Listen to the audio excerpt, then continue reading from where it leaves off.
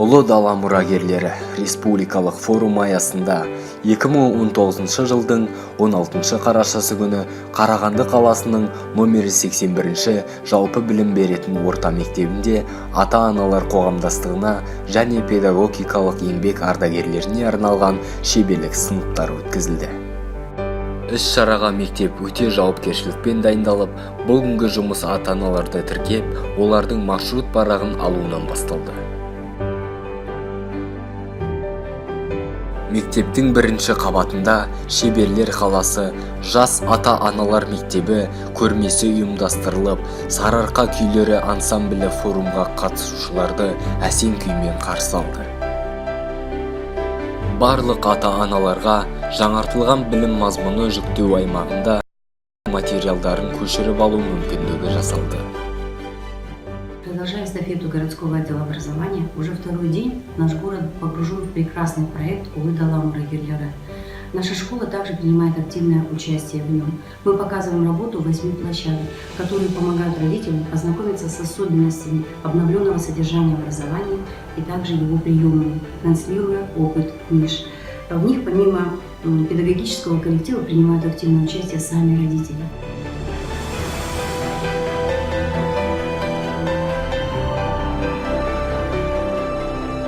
Бастауыш сынып мұғалімдері критериалды бағалаудың ерекшеліктері және оны ұйымдастыру тақырыптары бойынша шеберлік сыныптарын өткізді.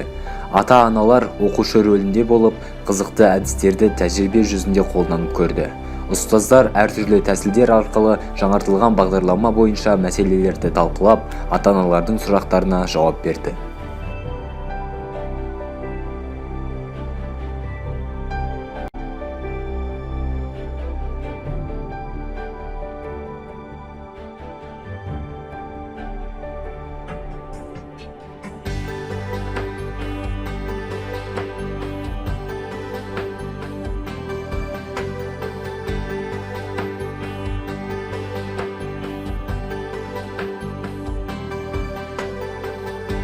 Сондай-ақ, оқу шаттығы жобасы аясында театрландырылған қойылымдар өткізілді.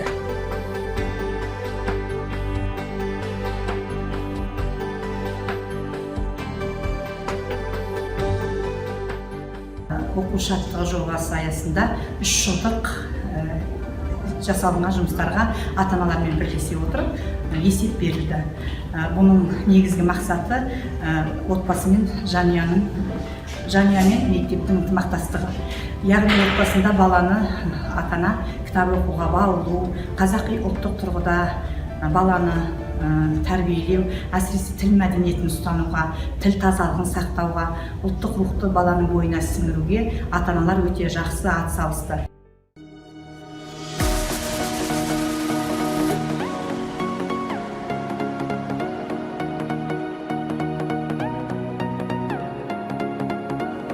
Жоғары сынып ұстаздары да өз шеберліктерін сабақтарында ұтымды етіп көрсете білді.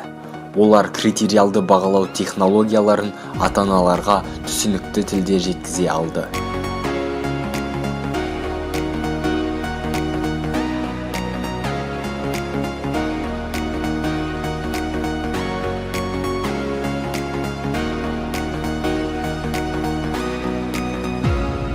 Әрбір сабақ ата-ана көкейінде жүрген түйінді мәселелерді шеше білді. Бүгін 81-ші мектепте Ұлы дала мұрагері форумына қатысып жатырмын ата-ана комитетінен. Ұлы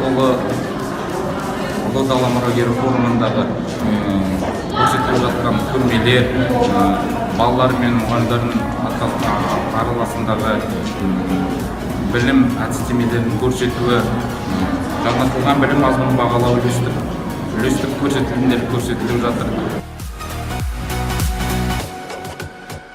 Элективті курс бағыты бойынша ұстаздар биология, физикадан ағылшын тілінде кіріктіре сабақ беріп, математика, Қазақстан тарихы пәнінің мұғалімдері өз курстары аясында шеберлік сыныптарын өткізді.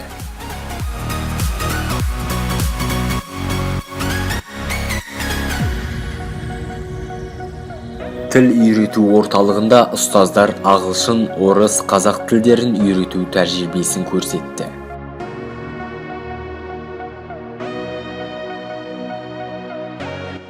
Вариативті курс бағытындағы бейіналды дайындық бойынша да мұғалімдер өз нәтижелерін ата-аналарға түсінікті етіп жеткізді. Жас волонтерлер ұйымы, оқу шаттығы, мектеп театры, қолөнер шеберлігі жобасы жұмыстары жоғары деңгейде көрсетілді.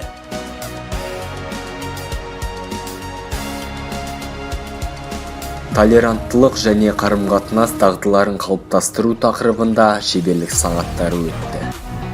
Мектептің ардагер ұстаздары да іс-шара туралы өз ризашылықтарын білдірді. Донести критерии оценок, их,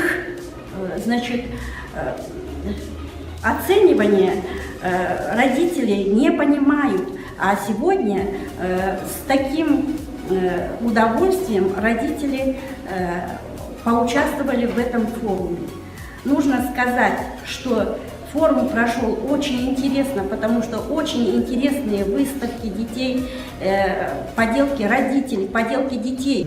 Ата-аналар, оқушылар, мектеп ұжымы болып бәріміз бірлесіп жұмыс істесек, бұдан да бір керемет жетістіктерге жетеміз бе деп ойлаймыз. Ал барлық ұйымдастырушыларға, мұғалімдерге, оқушыларға үлкен аналық, әжелік рахметімізді айтамыз. 2 апта ауылда 10 күн ата-ана жұмысында әлеуметтік жобасына байланысты бейнефильмдер көрсетілді.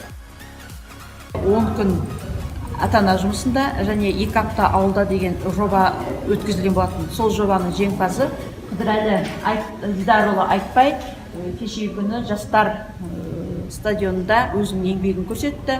2 апта ауылда деп аталады. Еңбек өте жоғары дәрежеде деп ойлаймын. Ол жерде баланың мақсаты ауылдың тұрмыс-тіршілігін тану арқылы ұлттық рухани құндылықтарын бойға сіңіру.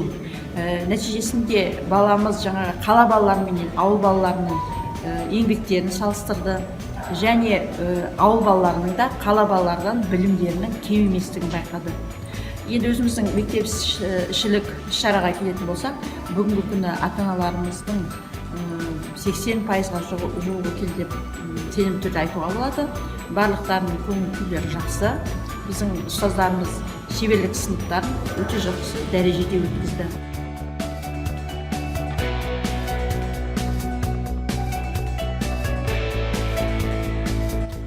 Сондай-ақ ата-аналар мектептің шаңырақ этнозалына саяхат жасап, рухани құндылықтар бойынша мәлімет алды. Қосымша білім беру жағынан таэквондо, хореография үйірмелерінің балаларының өнерін тамашалады. Робототехника жобасы бойынша жұмыстар жүргізіліп, дене тәрбиесі мұғалімдері де балалардың салауатты өмір салтына бейімділігін футбол жобасы аясында көрсетті. Ата-аналар патриоттық тәрбие туралы мәліметтермен қыран жобасы барысында қанықты. Буккроссинг акциясы бойынша да бұрыс жұмысы ата-аналарға көрсетіліп, мектеп кітапханашылары кітап алмасу шарасы туралы түсіндірді. Мектептің бірінші қабатында Алға Қазақстан флешмобы ата-аналардың көңілін көтерді. Форум рефлексиясы ретінде ата-аналар өз пікірін түрлі түсті стикерлер арқылы білдірді. Жалпы ата-аналар қауымы номері 81-ші мектепте өткен іс-шараға ризашылықтарын білдірді. Большое спасибо администрации за организацию, преподавательскому составу. И желаю удачи нашим детям, преподавателям. Всем всего самого хорошего. Спасибо. Ұлы дала мұрагерлері, ол алдымызда отырған келешек ұрпақ. Олар білімді, жан-жақты болып, елінің тұғырын ұстау үшін бұл мектептің білікті ұстаздары еңбек етуден жалықпайды. Бүгінгі іс-шара соның айғағы. Номері 81-ші мектептің рухани жаңғыру міндеттерін орындауға қосқан үлесі әлі де жалғасын таба бермек.